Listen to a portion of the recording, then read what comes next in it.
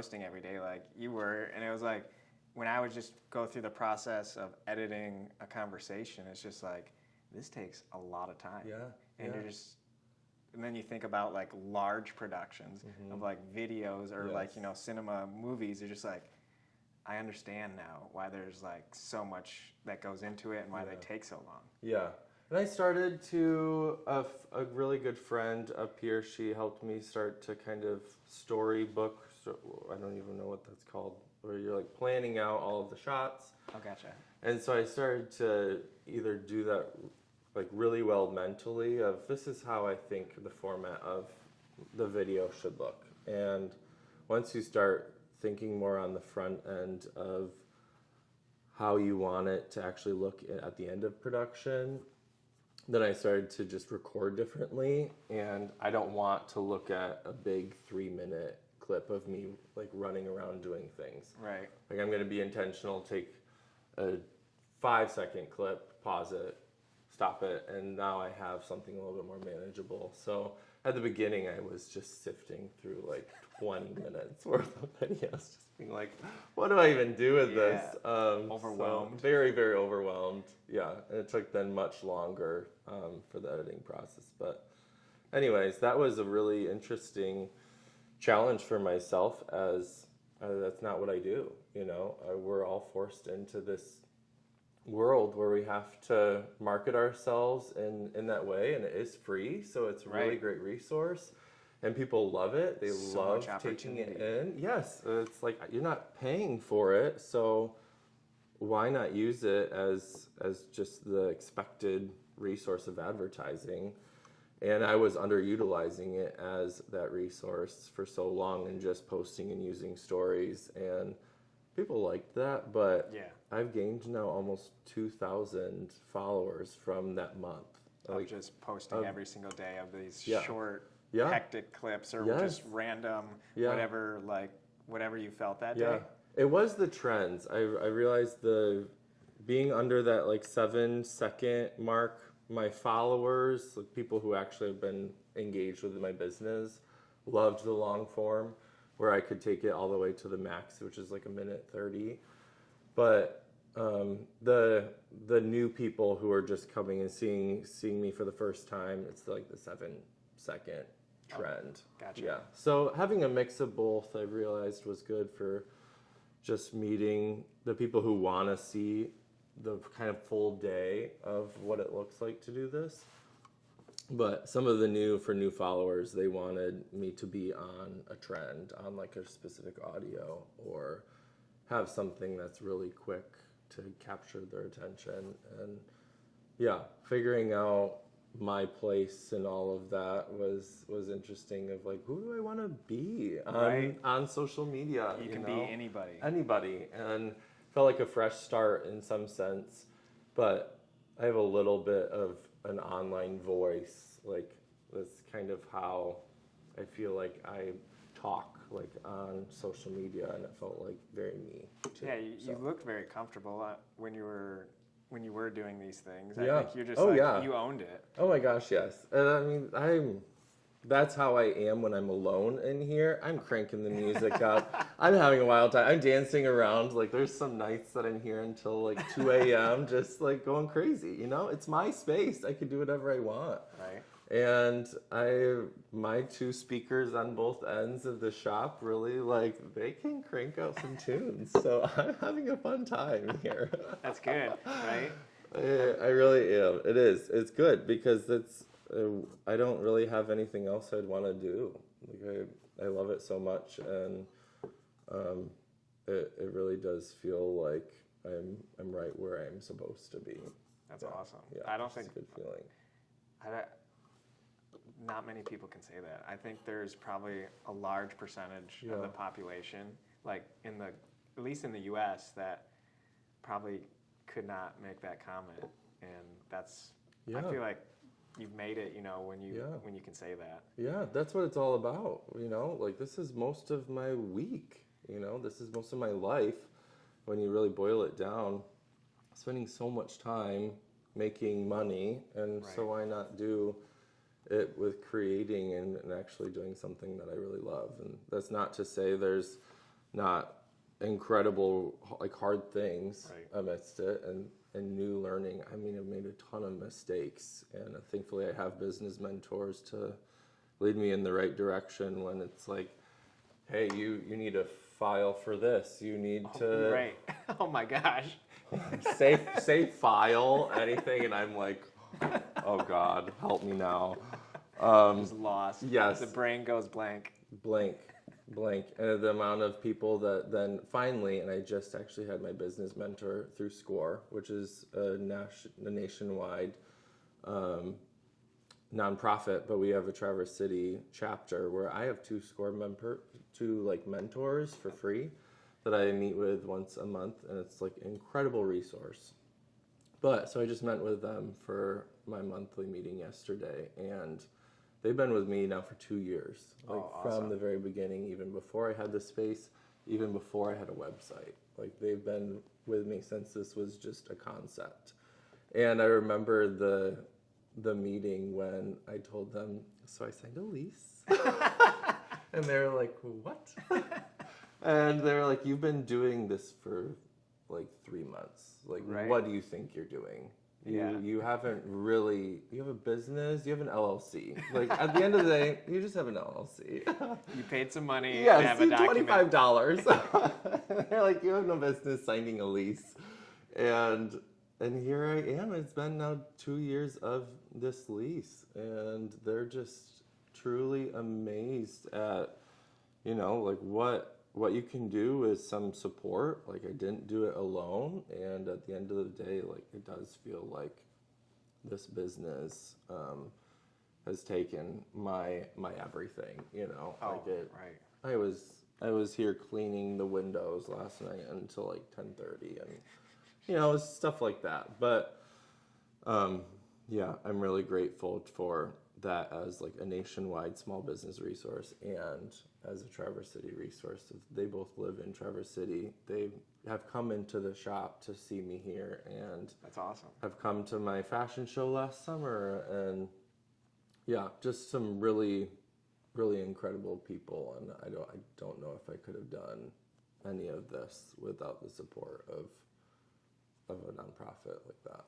Yeah, having mentors, especially for free, is just like an incredible thing that we're really lucky to have in Northern Michigan, especially here in Traverse City.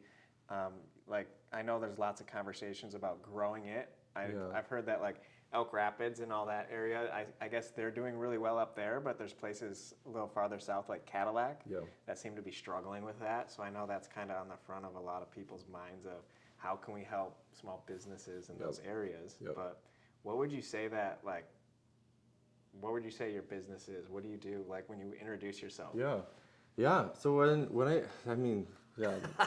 that's like when I introduce myself, I'm usually talking about myself as I have a studio retail combination space. I don't love talking about it like just as a store, just because it's more experiential like that. So having people come in here, they know when they walk in on an open day. I'm open 5 days a week with like normal hours. And when they come in, they know they're going to see me, and that's a really important thing. I don't have anyone else working for me, so I talk about it as I'm a maker. I sew secondhand. I sew clothes out of secondhand textiles that I source locally in the area. So I'm big into sustainability. I'm big into size inclusivity. So all of these are one size fits most. They're kind of in that sizing concept of if it works on your body, then it works for you. And really letting things hang off your shoulders. It's a lot of drop shoulder silhouettes, so things that aren't going to be tight on your body anywhere else other than hang from your shoulders. So that's kind of how I introduce myself. I'm a sewist. I'm a really simple designer. I'm not one of those designers who's going to be doing really outlandish styles. I'm really letting the textile speak for itself, and that's what secondhand quilts and tapestries, and I have sun-faded curtains that I've made into different things, and so they take on this really cool gradient of color. I have throw blankets with cool fringe. So lots of things where there's interest already in the textile before I even do anything with it. And that feels really exciting to give new life to then something that's really old and discarded. You know, they're all things that I'm sourcing from vintage shops, thrift stores, consignment shops. Some, not as much of the, what are they called? The open houses, the yard sales, garage sale. Some of those that's usually on like weekends, and I'm here on the weekends, so I'm not doing as much of that as I did a few years ago, but my sourcing all comes from the local area. So it's taking these textiles from our neighbors, you know, and those are things that they don't want anymore, and taking then resources already from the area to turn into then money put back like into the area as someone who lives across the street. Right. So do you, when you started, how did you start? Have you always been into fashion or clothing or designing? Yeah, I'd say my style took a really big shift a few years ago now, about 5-6 years ago. I was working at the Leelanau School in Glen Arbor. Okay. I actually, full circle moment, just gave a presentation for Earth Day. Oh, nice. Back at the school, and they invited me back, was such an amazing honor. What was the presentation about? Just on textile sustainability. And upcycling. Yep. And just the overall concept of we can all do our part when it comes to excess clothing in such a fast fashion world. So a lot of it was some of this communication to then the younger generation that lives in, it's the Shein generation, it's the Temu generation. They can get anything they want, any styles that they want for relatively cheap. Like they can afford fashion. Right. It's pretty accessible to all of us, but that was not accessible to me growing up. I wasn't buying like Hollister. For us, like all of the big brands were still really expensive. Yeah, it was as you need it, or like for me, it was back to school. Or like you're coming up on summer and your shorts don't fit you anymore. Yeah, your flooded pants are just not going to cut it. Exactly. You can't go into high school like that. Right. All those big brands that we all loved, you know, none of us were just walking into Abercrombie and Fitch, just like buying whatever we wanted. It was you can buy a new pair of jeans. Yeah, like you can buy an outfit, a pair of pants, and a shirt. And that's it. And all of these students, you know, these high schoolers are buying basically whatever they want. They can get it for under $20, under $15. And that has a cost on the world. There's garment workers who are working their fingers to the bone over making these garments. Someone's making them. And that messaging of all clothes are handmade. Like what I do feels very handmade. It makes sense to people as handmade, but at the end of the day, all clothes that we're wearing, we haven't made a machine that can fully from start to finish. Someone's operating a sewing machine, operating something in order to make the construction of all the clothes that we wear. So it does come at a cost for our world. So we're just pretty removed from it. So definitely. A lot of that was a part of then the conversation with them. I definitely did like put in there's some really harrowing like images of Ghana, because a lot of then our textile waste ends up in West Africa, and there's some images that are just the stacks of clothing. Yes, I mean mountains. Right. It's truly villages that then are built on textile waste. That just will never go away. It's all polyester. So part of it too was education on the composition of the clothes that we buy, and making sure that we can minimize as much of the polyester as possible. It just takes 20 to 200 years to decompose, versus something like linen is going to take 1 to 2 weeks. Oh, really? Mm-hmm. I didn't realize it was that quick. It's so quick, yeah. So this is 100% linen.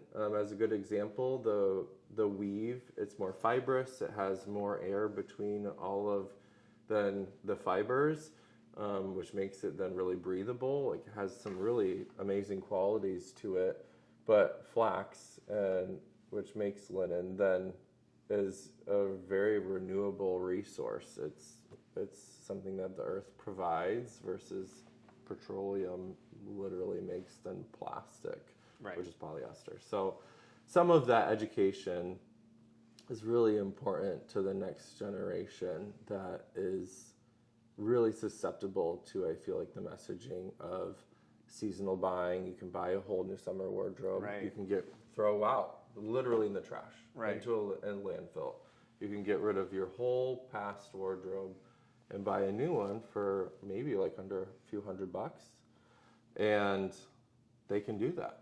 Right. You know, because it is affordable, and it's kind of like that's what you do. Yeah. It's a kind of I have a daughter who's in middle school, and fashion and identity during middle school for anybody is a very important part of their life. Totally. So it's just like I see the stress, and it reminds me of myself.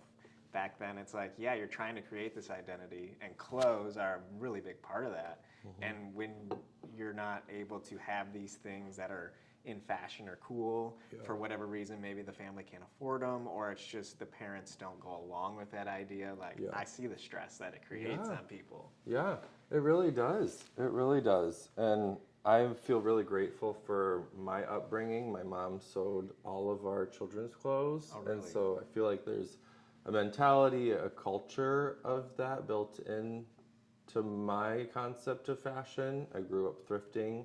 I never had the new wardrobe or the new school outfit from some of those big brands. Right.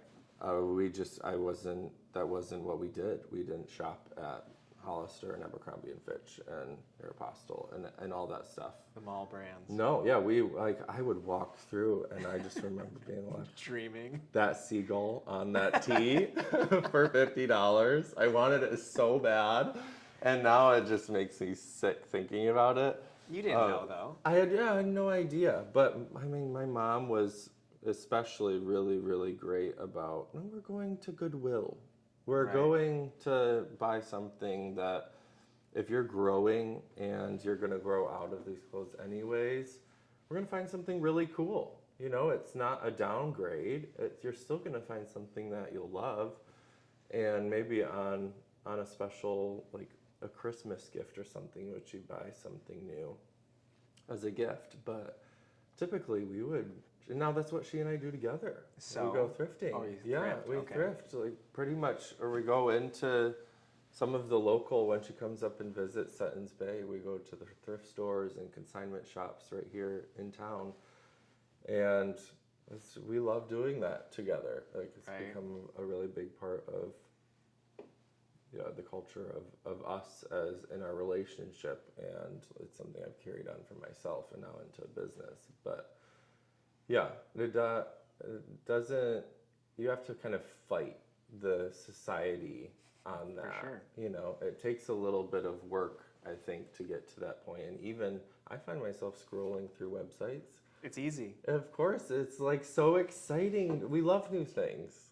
Absolutely. And so some of this, the types of people who purchase from Nykamping are the types of people who get that life is all about the balance of, you can have elements of both. I'm in no way suggesting that someone's whole wardrobe is thrifted or from a brand like mine, but these are kind of pieces to incorporate in, and it's something that you're hopefully going to love on forever and have forever, and feel really good about wearing, because you know where it came from, you know who made it, you know where your money's going entirely, and that's something pretty countercultural. So for that one piece or those few pieces, depending on what you're able to afford, that's really exciting for those people to have that connection.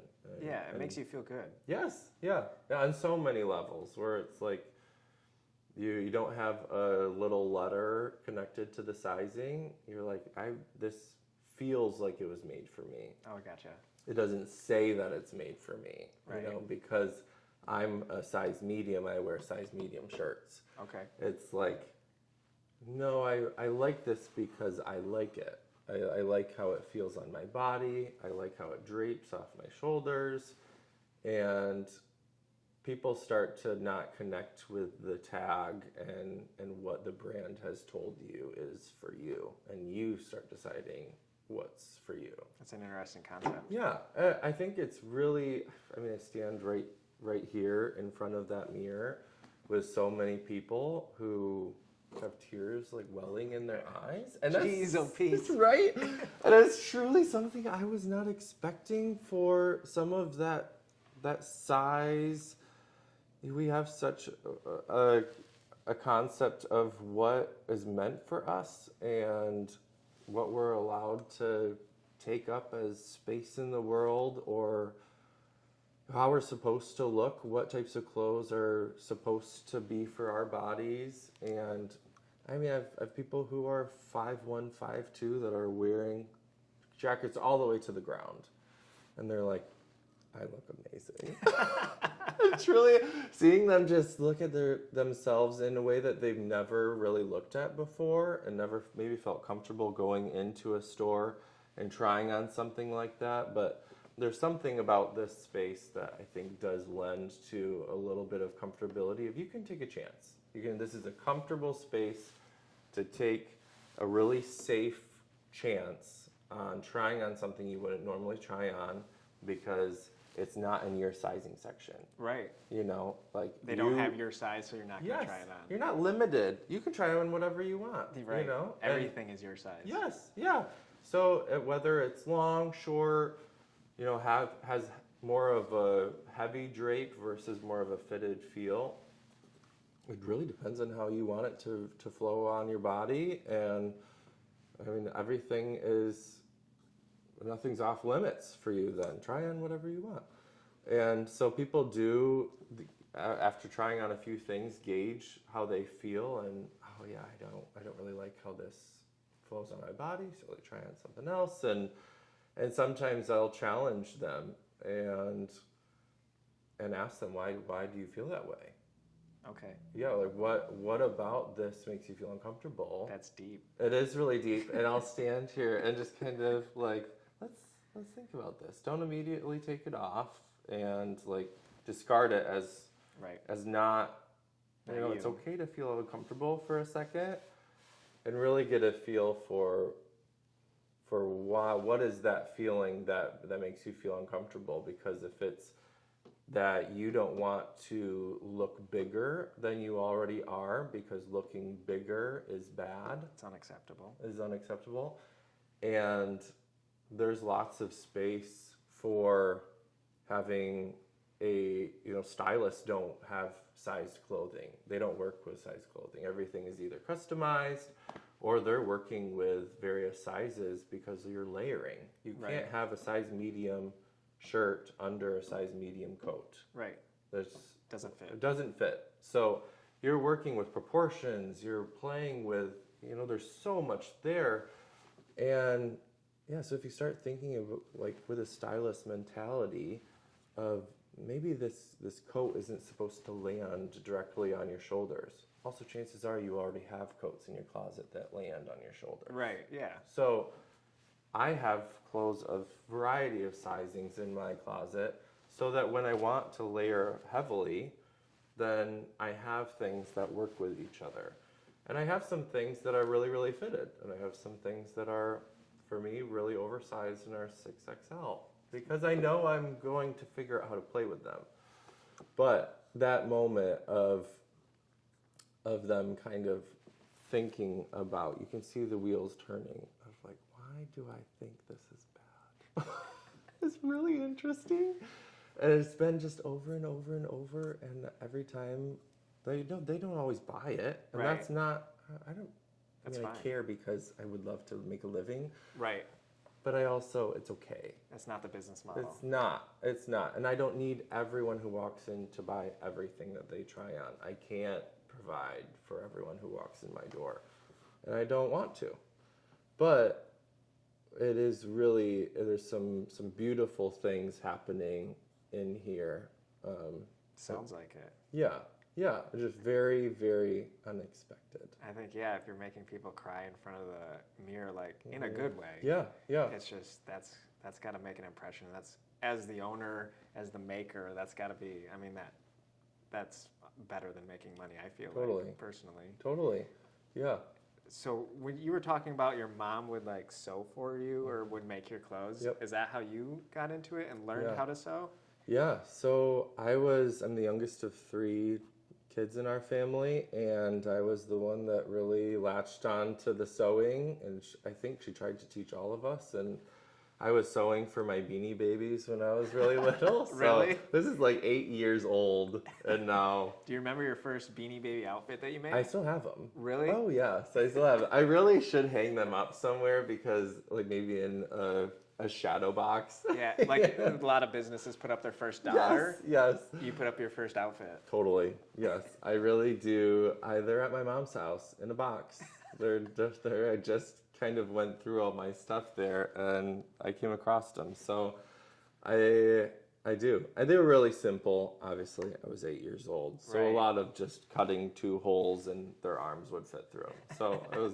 like a sock with the top cut off and holes for the arms. Yes, gotcha. Totally. So very simple, but I've always loved making just in general. I've always been really creative and more of a maker mentality, and in college I sanded furniture and redid furniture for some extra bucks on the side, and I've always been really into gardening and this idea of restoration. I feel like just remaking or redoing or bringing life back into something. Yep. What did you go to school for? I went to school for elementary education, early childhood. Okay. So I taught kindergarten. I lived overseas in Nigeria, and I taught kindergarten it was a long-term sub position, and then I ended up signing on for another year. I really, really loved it, but that was immediately after graduating. I left 2 weeks after graduating college, and I think my mom was just terrified of off to Nigeria he goes. Right. And yeah, all of my friends then were kind of on to either big cities or their careers. And I didn't have really then, I came back for part of the summer, but their school year ended in July. And so I had about 7 weeks then immediately after graduating college where I ended that school year as a kindergarten teacher, and then a few weeks later, maybe like a month, then I flew back again and then did a full another year of it, and really, really loved it. It was hard, obviously. Being a teacher anywhere is really hard. Community was less hard than I thought. I became really good friends with a lot of my fellow teachers there, but I knew also coming back to the U.S. after then that year that I didn't want to teach. I just didn't want to teach in front of a classroom anymore. It wasn't for you. It wasn't for me, yeah. So I ended up I was really into residential life in college. I was an RA and then a RA of RAs for 3 years. So when I came back, I applied for the job at the Leelanau School and their boarding school. So residential life for all of the students that are on the boarding program. And so I ended up getting that job and was a house parent for 3 years. Loved it. It was during COVID, so also really, really hard. Really different experience than all of the past house parents before, where all of the kids went home. You know, and within the first, I then started in August, and by March, then, like, I didn't even have a first normal year. I was so confused of, like, what does this normally feel like? Right. Yeah, we don't have students on campus. So. We were all lost. Yes, we were all lost. But on the flip side, COVID provided just the most amazing opportunity of time. And I love full days where I get to decide what they look like. And I love the concept of being bored. Okay. And tell me about that. My mom, we never were allowed to tell her like in my childhood, none of us kids were allowed to say that we were bored. I say that to because my kids. It's really important because also you can have a list and be like, if you're bored, That's what I do. here you go. Oh, like you're bored? It's like you can go mow the lawn, Yes. pick up the dog poop, Yes. laundry, dishes, There's and all of a things. sudden they disappear. Yes, where did you go? I have things for you to do. You're bored. Oh my gosh, yes. We never said we were bored because we also had weekly chores, and there was enough that we were already helping out with that. If you have time to yourself, you're going to figure out something fun that you want to do.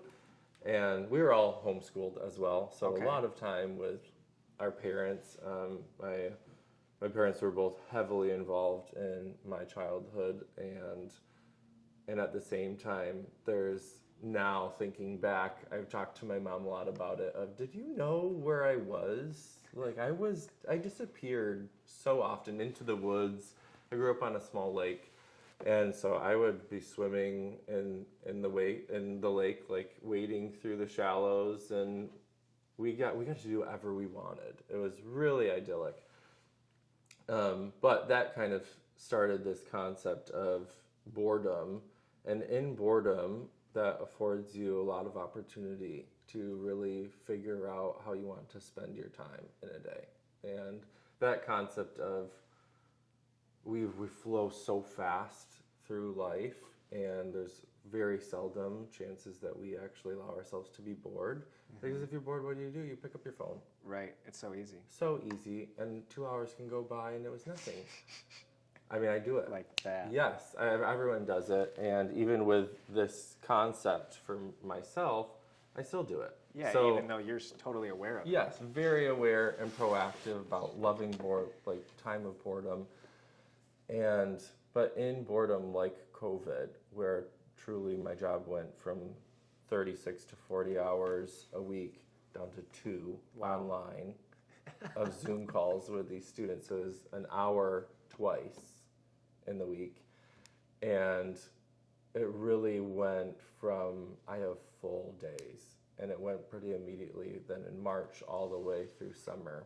And I was still getting paid. So a lot of them privilege with that too of, I wasn't having to work super hard for my income, and I kept my housing. And so there was a lot of factors into all of that.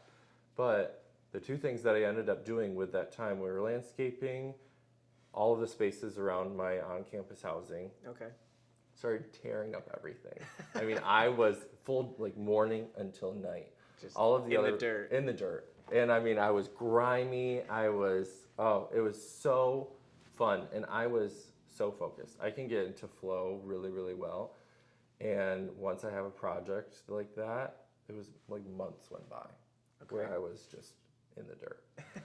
And I would do that for some days, and then I would sew for some days. And those are the two things that I ended up doing then for the next two jobs, where I was the landscape designer. I was also the co-interior designer for the Foxglove Farm, which is a barn restoration project that's just north of here. And they finished then now almost 2 years ago. They're in their second full-time season of weddings and events and full farm life. I mean, I was just there.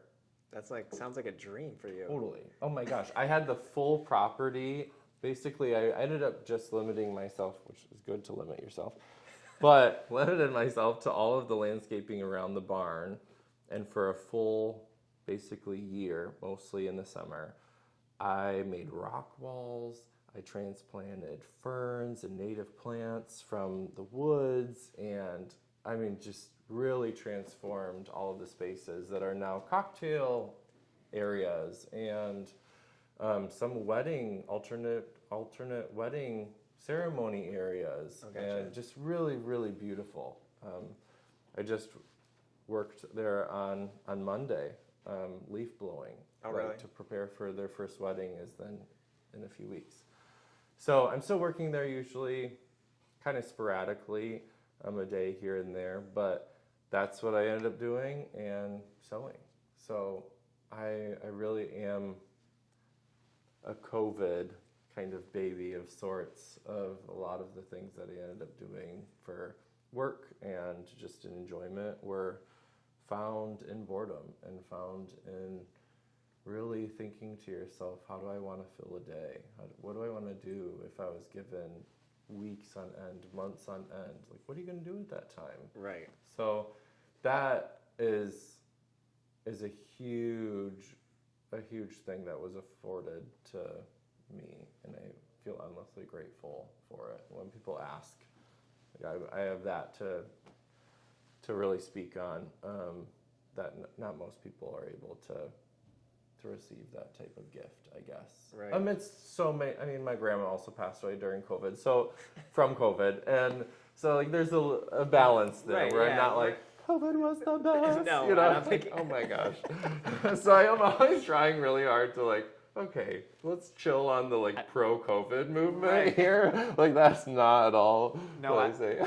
No, I totally understand what you're saying. I think a lot of people made some really big life changes during COVID because it was a time, like you said, to reflect, and they were talking about like divorce rates and things along those lines. We're just like, you know, I really don't like this person. Yeah. Or I really don't like my job. Yeah. Or just whatever. Because I think people were all of a sudden able to be bored and they stopped. All of a sudden the world just stopped. And it's like, you could take a breath and you like, when you come back up and you look around, you're like, what am I doing? Yeah. Because here's this thing that is invisible that could potentially, you know, take our lives. Right. And we have no idea when or where, and we don't know how to protect ourselves against it. It's like, am I living the life I want to live? Right, right. And I think a lot of people took that, you know, from there and made some pretty big life changes, kind of like you did. Yeah. But also back on like the boredom, I spend a lot of time running, and I'm an outdoorsman. So it's like when you're running, like there's a lot of times where it's just like you're in your head, and you just have a lot of time to just filter through those files of memories and ideas and just, again, what makes you happy? And a lot of my life changes have been made like in my head while I'm running. Yeah. It's just, I take the current position I have now, I made the decision when I was running in the woods. Yeah. I was like, you know what? I'm changing what I'm going to do. Like, I can show the exact point in the woods where I was running. Where Did you stop? I kept going. I had to keep going. I had a long run that day. Like, I didn't want to stop. But it was one of those moments, it was just like, no, I'm changing. Yeah. I'm changing what I do. Yeah. And again, with like being an outdoorsman is just, when you're going out and, you know, pursuing these things, it's a lot of waiting. Yeah. So you're just, I sit in the woods, you know, it's quiet. And you have a lot of time to reflect and just look around and observe. And then again, you're stuck by yourself in your own head. Yeah. And it makes you realize what's important to you. It helps you make choices and decisions about like where you want to go and who you want to be. Yeah. So I mean it's powerful for sure, and it's so easy. Yeah. So. Yeah. It is, and I think it really enforces being able to do that day after day after day when you're talking about routines and talking about really changing your life. It takes time. Yeah. You know, if you're going to start incorporating workouts into your regular week, whatever they say, it's 6 weeks. To make it a routine.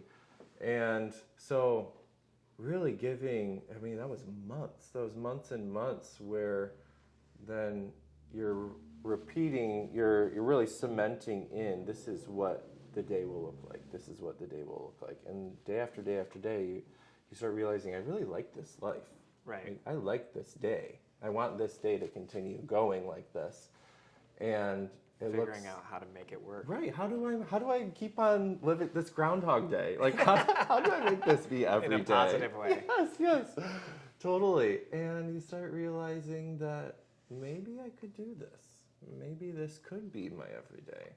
And as some type of realization for me, Wednesdays are my Monday. Okay. And so since I have Mondays and Tuesdays off, I love Mondays and I love Tuesdays. And in school, I used to really have a hard time with Sundays because, the Sunday scaries. So, where, you know the Sunday scaries. I don't. How do you not know the Sunday scaries? The Sunday scaries are like the dread of going back tomorrow. Okay. And everyone hates Mondays, and I just despise that trope of how can you hate a day? Right. It's a day. It's a day. So I wanted to have a schedule where there's no day that I hate, because how can you hate a Wednesday? Like, Wednesday is my first day of my week, and I feel just really fresh, and I feel really rejuvenated, and that just feels like the culmination of all of that concept of loving your everyday, and I'm excited to do it all over again.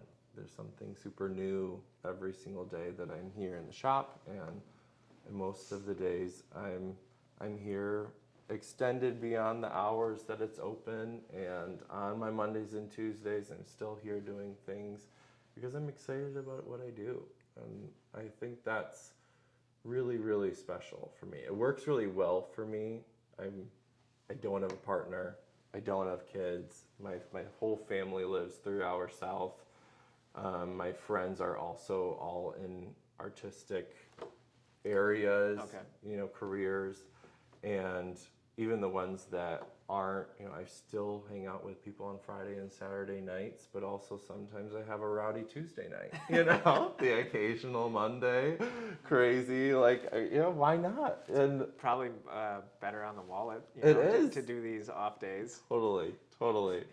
And yeah, that just, it feels really beautiful to have my week look like that. That's I feel awesome. really grateful. I feel like you're more of an optimist, like glasses always half full, not half empty. It really depends. I would say yes. I feel like yes. There's elements of, I'm also a realist. Okay. I'm definitely, I see the issue for what it is. Not rose-colored glasses. Totally not rose-colored glasses. Where I'm optimistic because I know I have the power to change something for the better in my own world, That's a great thought. Yeah. And so I'm optimistic about that because I know my capabilities. And at the same time, there's real issues, both in my little world and the greater world. And I am more of a compartmentalizer and more of I can have the shields on because things do affect me, and so I'm amidst so many issues with the world. It's an area I'm constantly working on, is being more aware of the big things going on and the hardships of the world, because it's pretty easy for me, in all of my privilege and all of the things that I'm doing, to totally tune out. But right. It's really, it's great for me and not really great for me as a person in the world. So that balance, we're all finding that. But I also have friends who I feel like amidst all of the world's pain and hardships, that can ruin your day. Oh, easily. I mean, if you were going to take in all of the things from the world, that can take up your entire day and week. And it snowballs so quick. Totally. And then what good are you for yourself? What good are you for then your community and the world then in that state? Exactly. So it works for me to be more of a bright, I'm okay, and that's what I have the power to be for myself.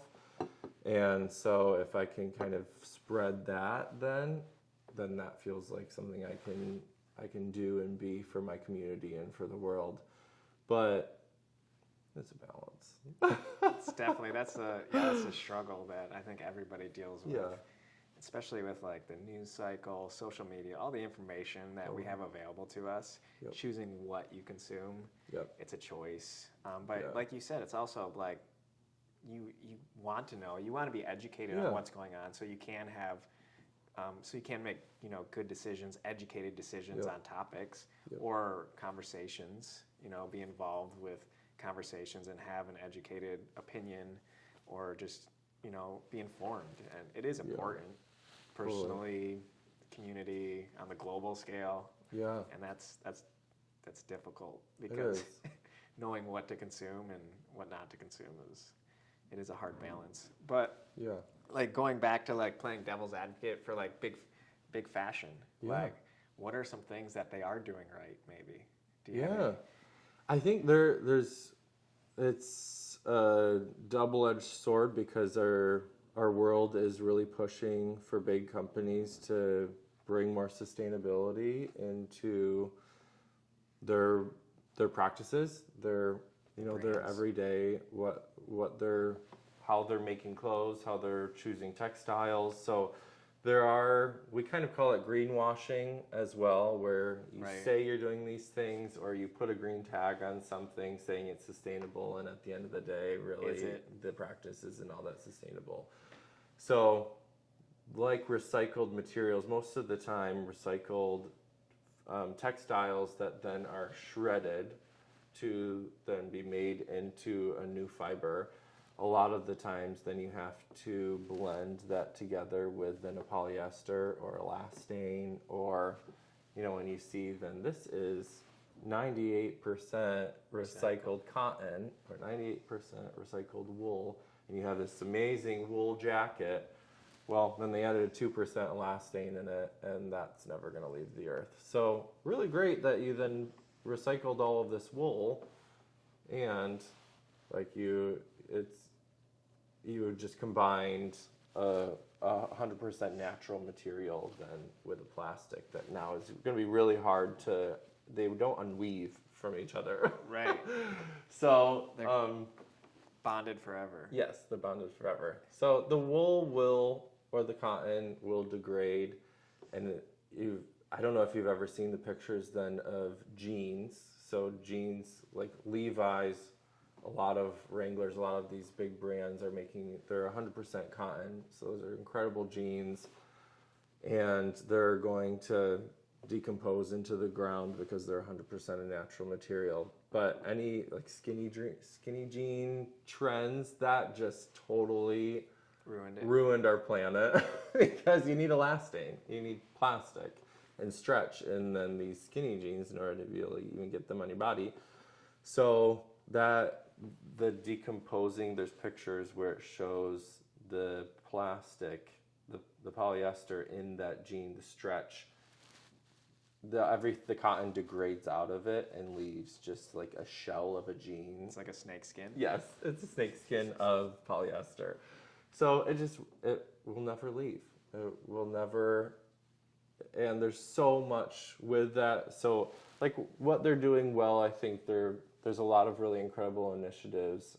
I have an ongoing collaboration with Eileen Fisher, if you ever have heard of that brand. It's been around a really long time. Eileen Fisher is the designer, and she's a New York City-based designer. I'm going in a few weeks to tour their Renew facilities, and so they have this buyback program where they're getting shipped thousands and thousands of units of Eileen Fisher worn pieces because they've been around for decades. So there's people who have had Eileen Fisher clothes for so long, and then are able to send them back, get credit for the new Eileen Fisher pieces, and just kind of then has this circular mentality of they know what they can do with then their work. They've had some of the same colors, I'm sure, season after season, where they're recycling then products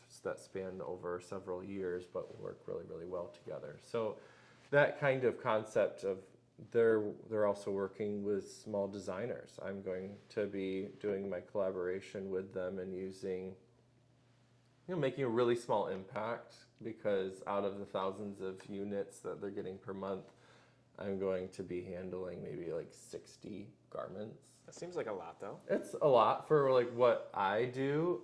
I'm gonna then be remaking them, really focusing on garments that were sent back with a heavy stain or heavy distressing. I've gotten a lot of use, but there's still good parts of the garment that then I can use. So that's the collaboration that we're doing, and I'm not the only one that they're working with. You know, they're working with a lot of different people, and so there are really good things that big corporations are doing. I think Carhartt is kind of another really good example where they're supporting smaller designers and having some of those for sale on their website too, of collaborations. Collaborations, and just that mentality of there's a lot that we can do beyond just having garments manufactured overseas and then brought back here, and that's the relationship that we have as a company. Right. You know, we can do more than that, and also support people on American soil, and there's some really incredible people making incredible things. And so there's countless other brands that I think are doing similar things and trying their best. And at the end of the day, it's not all that cost effective for a company to be sustainable. That is the reality. Right. It's not profitable. It's not profitable. That's just the problem. Greed. Yeah. At the end of the day, it's greed at the expense of society, the earth, whatever. I mean, there's all sorts of people that don't benefit from it, and that is. And most of the time, it's then at the expense not of Americans. That's true. And so there's a really huge global. We don't see it. We don't see it. We're so disconnected from the production end, and we're really disconnected then from the waste end, because we don't have textile coastlines like West Africa does, where there's just garments washing up onto the shore. We don't experience that. We have beautiful beaches. How could that ever, that doesn't happen for us. And so we're not faced with some of the realities, or we don't have multiple family members in our family who are working then in the garment factories. Yeah. Right. What are some I know you mentioned Carhartt.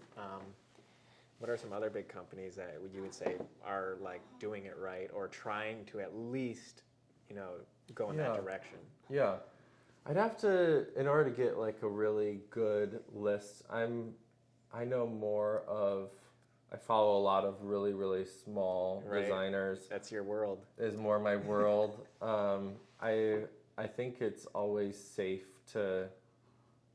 it's easier for me to say the ones that I wouldn't support. Oh, gotcha. It's a lot easier. It's a lot easier, where they make then such an impact then to the negative.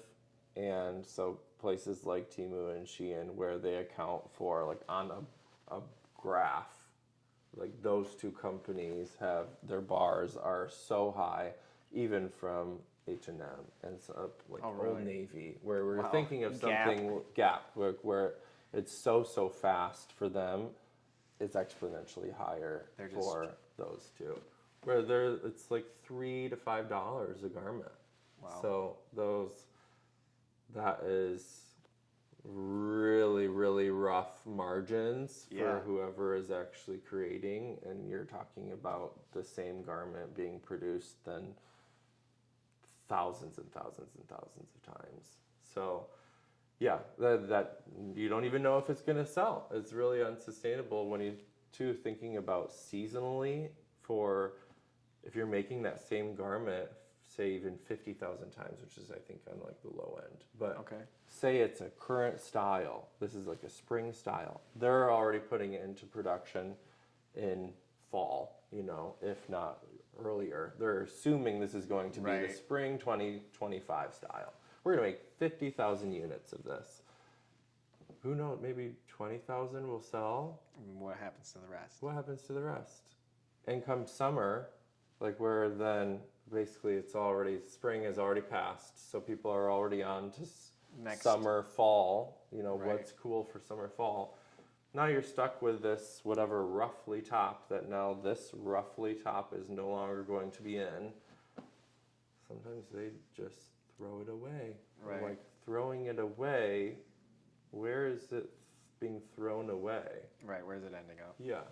A lot of times then it will go through, there's like a typical then pipeline where it does go overseas to be sold in markets, secondhand. Right. Charities or whatever it is. Charity shops, thrift people shops. in need. But inevitably the pieces do end up on the ground somewhere. On the ground. Yep. Or the water somewhere. Yep.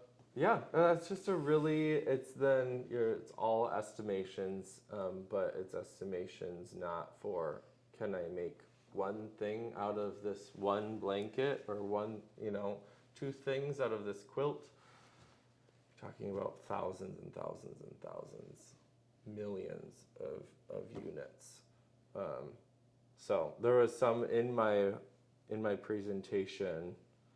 I think it was in the billions. We're making billions of new units of clothing a year. A year, okay. And with that, I was scared you're going to say a shorter time. No, I know. You're like, oh gosh. Thankfully, I'm pretty sure it was a year. Okay. And then it was like, with that, we're also then producing in the millions of waste, like millions of garments that are being discarded and wasted every year.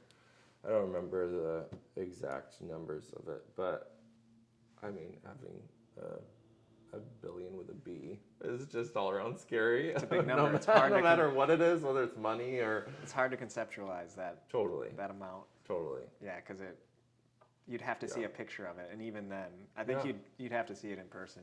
Yeah. And it would be just a mound or a mountain. Yes, actually, a literal mountain. And as someone who makes clothes, it really makes me feel so small and so slow when I'm like, my goal is to make one thing a day. Right. Some of these factory workers, I don't even know how many pieces they're cranking out a day. Right. But they're doing maybe 2 seams. They're not even doing the full, sometimes they're doing the full start to finish. Okay.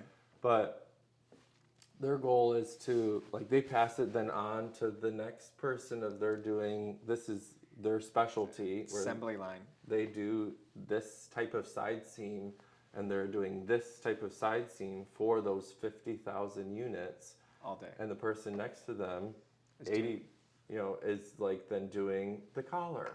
Or even pointing the collar inside out. It's so then down to the steps where, each garment then takes X amount of steps. Well, they have someone for every step. Right. When I was in high school, I took welding, I got to the point where I could work, instead of going to school. And I was working instead of going to school, and I was getting credit for it. Yeah. And it was in and we were making cement block form. So it was these side panels that you put together, and you make a big cement block for a retaining wall. Well, that's what I was doing, was just somebody would assemble it and just tack pieces together. Yeah. And then I would just go through and finish the welds. But it was kind of like what you were talking about. And I just remember looking around the shop and just being like, I understand why people are alcoholics. Yes. I understand why people have addictions. Yes.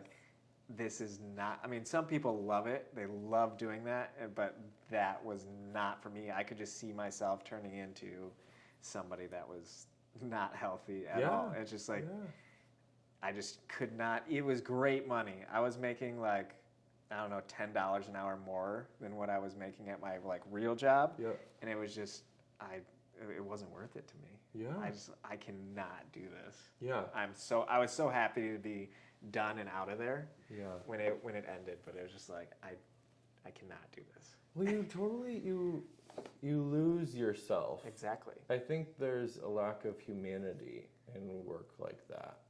And part of why I think we've started to, there are machines now that sew on a jean pocket. Okay. They press down, they have a template, and then they have space in between for where the needle goes through and makes the seams and tacks it down and does basically everything. But there has to be a person to place the pocket piece onto whatever. But I think there are some reasons why we've started to replace jobs like that people have been doing, that factory workers have been doing for so long, because there's a lack of humanity in it. To have someone be welding the exact same thing on the exact same piece of whatever for 8 hours to, in other countries, can be so many more hours a day. Right.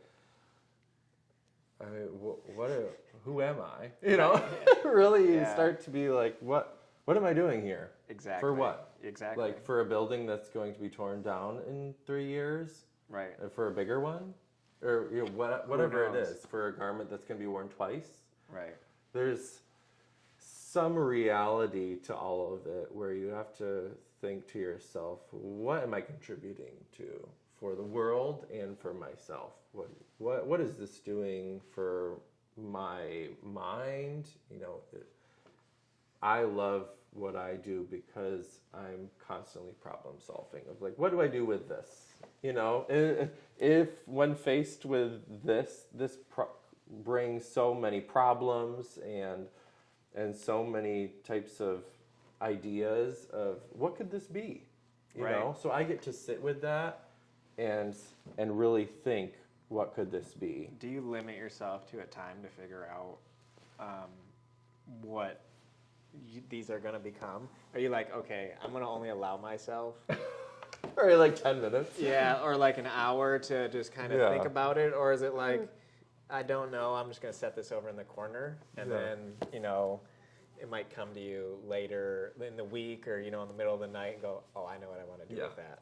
What does that process look like? Yeah, I mean, that would be really, really good practice to set a timer. You know, that's a really good idea to actually like set a timer, but yeah, you can't put a timeline on creativity.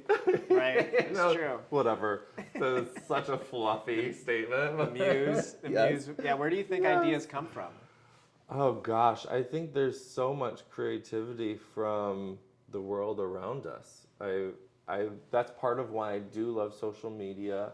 Right. And I can intake so many incredible things that the rest of the world is doing, and there's no new idea under the sun. Right. And I think we're constantly pivoting, repurposing ideas.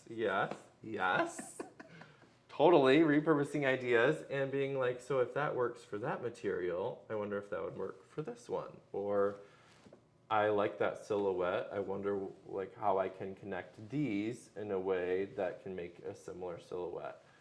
So there's a lot to be said for social media when it comes to creativity. And there's also, like, this collection was from summer solstice. We released it on summer solstice last summer. And all of these were botanically dyed with plants grown 15 minutes north of here. That's awesome. There's a lot of then creativity that comes from the world around us. And Isa Scott from Northport, she grows all of the marigold and cosmos and coreopsis for then the plant prints. And, you know, there's a lot of really organic colors and shapes and yeah, so there's a lot of inspiration then that I could say, take it or leave it, that comes from the world around us and from nature. And part of that does feel fluffy and part of that is real. Like, part of it just is, there's really beautiful things no matter where we turn. And my summer collection from the summer before was all inspired by a local writer, poet, photographer. Her book is called Lake Letters, and so it's all letters to Lake Michigan. Oh, nice. And so all of that was inspired then. Colors, textures. I did a lot of top stitching that was waves and dunes, and that was all inspired then by the world around us, which we're incredibly grateful is northern Michigan and Lake Michigan. And I mean, there's so much inspiration wherever you turn here. So there's inspiration, I'd say, on those, on that front, and sometimes it just comes from like the fashion, just like the current kind of trends and styles in fashion that I'm seeing online. Sometimes it's not like as deep as as the bay, you know, Right. which I'm very grateful is right outside my door. Like I have one of the closest shops to Yeah. the literal water. We can. I mean, you can see it through the window, can't you? Yes, I can. Yeah, sometimes I do longingly just stand and look out at the waves Just on a summer day. Yes. And if I want to, I can walk outside and close the shop for a few minutes and take a walk in the harbor. Like that's a really beautiful part of being a solo business owner for a physical space. Is if I want to do that, I can. Stuff like that, closing or whatever, has consequences too, you know. And Yeah, so for sure. always like accept. I played in a volleyball tournament this Saturday, and I closed for the Saturday, and I had to decide if that was worth it or not. You know, if playing volley ended up being the most beautiful Saturday we've ever had in spring of northern Michigan. And all of us playing indoors in the gym, we're all looking longingly out the window like, What are we doing? what are we doing right now? Truly. And at the same time, we had such a fun time. We won, no big deal or anything. Very worth. I would have been very pissed if we would have lost. This is not worth it I was at like, all. not worth it. But we won, so we won. Made it worth it. Totally. But I do think that like it's good to have again that balance of like I'm not gonna do that all the time. Right. I'm not gonna like it's still worth it for me to be here. That's why it's called Nykamping, is because Elijah Nykamp will be there when you go in and you expect to see him versus like if someone would have worked for me that day, it kind of defeats the point of it all a little bit.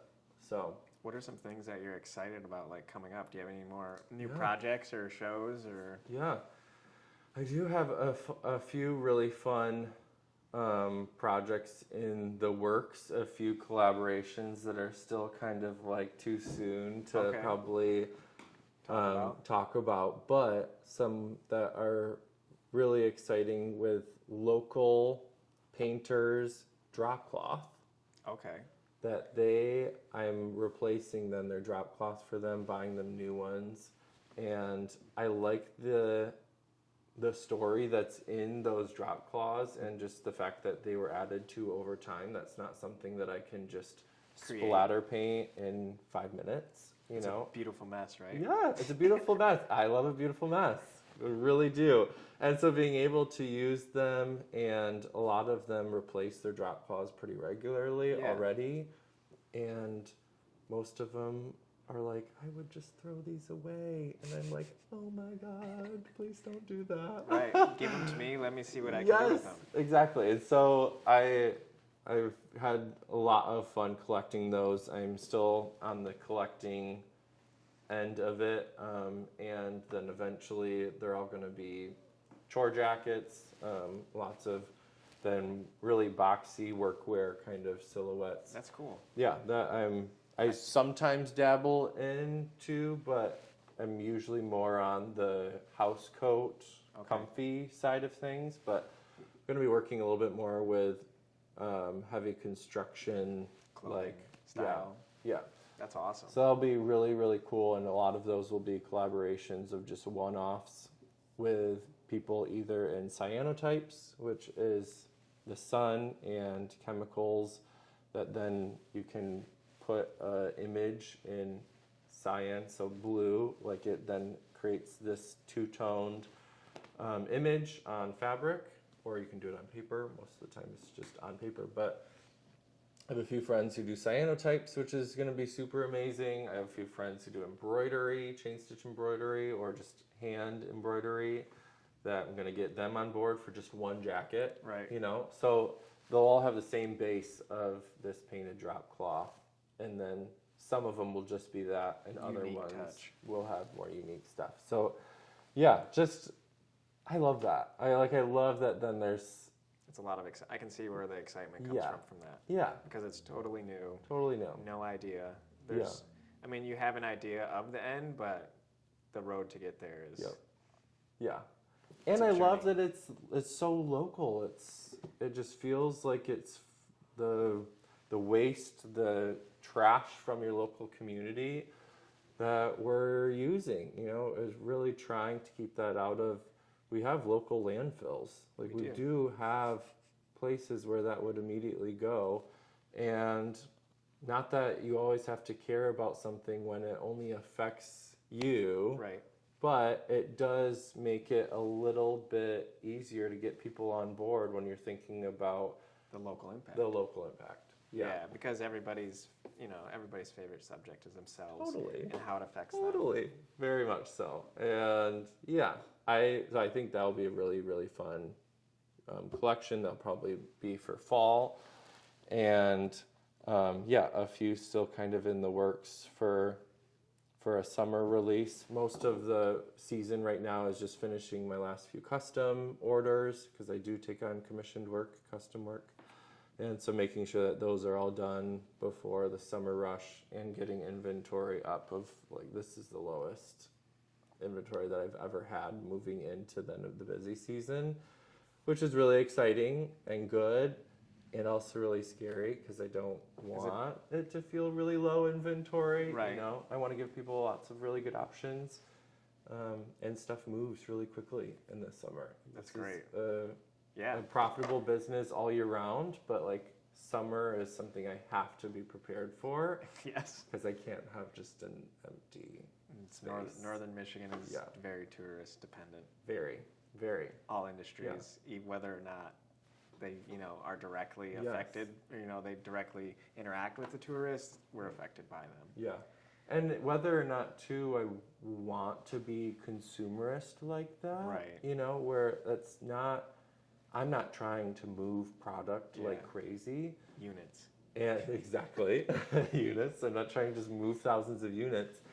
And that you can capitalism, but you can capitalize on then that season. Like that season does push me so well into the winter. It allows you to continue this lifestyle. Yes. So again, all about balance. Yeah, we're like, if somebody was interested in finding more about you, or like where do you recommend them go, or come to the store, online, social media, best way? Yeah, I'm always saying Nykamping is open 24/7 online and open 10 a.m. ish. I'm usually at Hive Coffee Co. at like 10:05. But then I'm usually here past 5 p.m. then Wednesday through Sunday. But nykamping.com is really easy. I have a contact form on there, but nykamping@gmail.com is great too. Instagram is also a pretty easy place to contact me. It's also just Nykamping on Instagram.